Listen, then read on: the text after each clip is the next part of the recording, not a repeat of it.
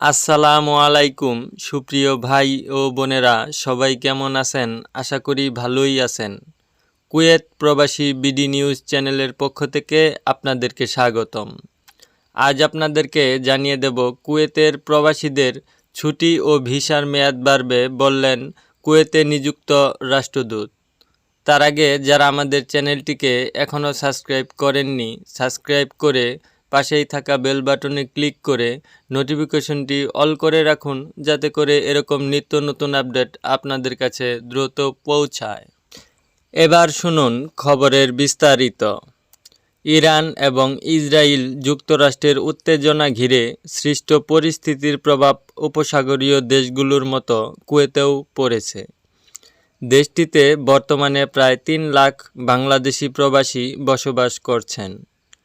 চলমান পরিস্থিতিতে গুজব ও মিথ্যা তথ্য প্রতিরোধ এবং প্রবাসীদের মধ্যে সঠিক তথ্য পৌঁছে দিতে কুয়েতে কর্মরত সংবাদকর্মী ও সামাজিক সংগঠনের প্রতিনিধিদের সঙ্গে ভার্চুয়াল মতবিনিময় সভা করেছেন কুয়েতে নিযুক্ত বাংলাদেশের রাষ্ট্রদূত মেজর জেনারেল সৈয়দ তারেক হোসেন।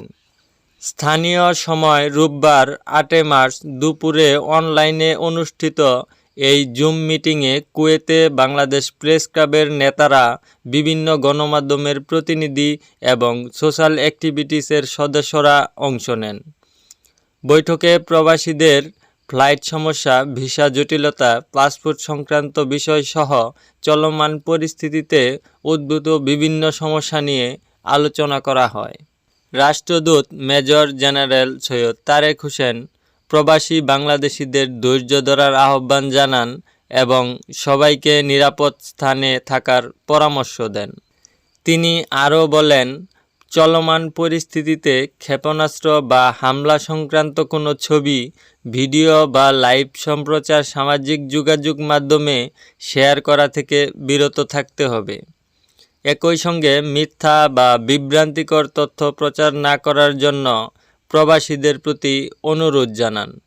জরুরি প্রয়োজনে কুয়েতে বাংলাদেশ দূতাবাসের হটলাইন নম্বরে যোগাযোগ করার পরামর্শ দেন তিনি। রাষ্ট্রদূত জানান, বর্তমানে দেশে অবস্থানরত এবং কুয়েতে ফিরতে না পারা প্রবাসীদের ছুটি, ভিসার মেয়াদসহ সংশ্লিষ্ট বিভিন্ন বিষয় নিয়ে কুয়েত সরকারের সঙ্গে দূতাবাসের নিয়মিত যোগাযোগ রাখছে।